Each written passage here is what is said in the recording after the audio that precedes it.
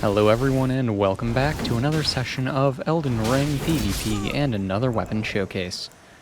Today we're taking a look at the Crescent Halberd. This is a weapon that I am quite fond of. It is what I've referred to in the past as a buff carrier, and for those not familiar with the term, it's for particular weapons that excel at handling buffs. Of course, buffs are good on all weapons that can take them, but there are just some special instances where buffs really do excel on particular weapons, and this is one of those instances. Getting started with the basics, the weapon is dropped by the Albinarics who wield it, and there are a number of locations where you can try and farm one of them. It requires 12 strength, 12 dexterity, and 20 arcane in order to wield, and it weighs 8.5 units. In spite of this weapon not being a somber weapon, you are stuck with the skill being Spinning Slash. It's not terrible, but it's not great, so it kind of just is what it is as far as the quality of the skill. Now, with the weapon, it will, at its full upgrade, have a physical base damage of 210 and an S scaling in Arcane. That S scaling in Arcane is huge, and is where the majority of the damage on the weapon will come from, and it is also what makes this weapon so good. Getting started with the pros of the weapon. First and foremost, it is a halberd, so it has all the standard halberd class pros. It's got great running attacks, it's great at chasing people down, the damage on it is pretty darn decent, and of course it has great scaling. And the skill, it's Spinning Slash, as I said, and that's fine.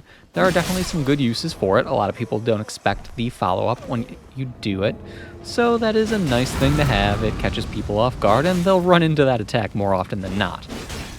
But none of those reasons that I've talked about are the reason why you use this weapon. The reason why you use this weapon is for one thing and one thing only, and that is a status effect buff. Status effect buffs from Grease in this game scale off of Arcane when they are used on a weapon that has Arcane scaling, and only when they're used on a weapon that has Arcane scaling.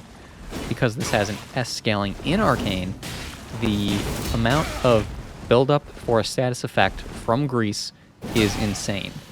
You'll see throughout this video multiple times that I put people to sleep with this weapon in only 2 hits. Now, sleep can be applied with either Drawstring Soporific Grease or Standard Soporific Grease. I chose to go with Drawstring because it actually has a slightly higher buildup, and that applies to all of the Drawstring status effect buildups. It is slightly higher than the Standard. So with that, you're able to inflict status effects more quickly. Always a good thing when you're using it. With Standard Grease, it typically takes about 3 hits to put someone to sleep. With the Drawstring, it typically takes 2 hits. Now that said, there is something special about the sleep buildup mechanic in the game, and that's the reason why I chose to really focus on sleep for this weapon. Of course, you can bleed people with it, you can use frostbite on it, there are other options, but sleep is something special because once someone falls asleep, the meter immediately decreases. That's important. Because the meter immediately decreases, when they're asleep, if you hit them again, their meter will start to build up a second time. So you can eventually put them to sleep more quickly, and if you plan it well and if you time it properly, you can actually chain sleep on your opponent, which is a little bit silly, a little bit broken, and the reason why I'm not power stancing these and buffing both, because that's what it would lead to if you did do that. You can really just go a little out of control with it. Now, with Drawstring Grease, like I said, it does have a higher status effect buildup. That holds true for all of them that cause a status effect. The downside to it is that it doesn't last as long. The benefit, though, is that you can apply it while running around. So I don't think that the negatives of Drawstring outweigh the benefit of being able to inflict your status effect of choice more rapidly. I think that's a great thing. And one of the things I like doing with it is when people do fall asleep, I like going for the first Spinning Slash. If they end up dodging it well, then I'll go ahead and, when I say dodging it well, I mean after they've been hit once and wake up, of course. If they end up dodging it well, I won't follow up the spinning slash with its further slashes. However, a number of people don't time the attack well, or they don't dodge well when they're going for it, and eventually you can follow up with the secondary spinning slash and the overhead smash, and that does a good job at catching them and putting them to sleep a second time. So needless to say, this weapon is a buff carrier. It excels at status effect build-up, and that's a phenomenal thing. That's why you use this weapon. That's where this weapon excels. Of course, you'll have people like this guy who take off your buff, and the benefit to drawstring grease is you can hold 30 of them, and they go on pretty darn quickly. So, it is what it is. Now, that all said, there are a couple of cons for the weapon. It is a halberd class weapon. It's one of the shorter halberd class weapons, so that kind of is unfortunate. But if it were a longer reach, then it would just be a little bit more powerful than it really needs to be. Aside from that, the only real major downside I have is that you are kind of stuck with spinning slash.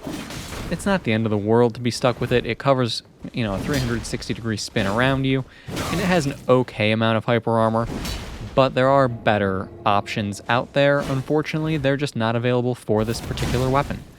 But again, I don't think that it needs it. This is only one of 3 weapons in the game, if I'm not mistaken, that have the ability to carry a buff in this manner. The other being the axe, and I'm drawing a blank on the third. There is a third. Don't worry, it's there. I just don't remember it. The point is, this weapon is very unique among those weapons because it has the longest reach of them, and it is by far the most damaging, and it really just does a great job overall. So, really a fun weapon. I would recommend it to a friend. Here's hoping we don't see them all over the place moving forward, because they are kind of a pain to deal with, and if we do start seeing them more moving forward, well, we'll have to start carrying some boluses to deal with the sleep buildup. That all said, this is the last fight in the video. I hope you guys have found this one helpful in one way or another. I hope you've enjoyed it. Thank you all for stopping by. Please do all the YouTube things, like, subscribe, all that good stuff. Feed the algorithm for me. I really appreciate it. And I'll see you all next time.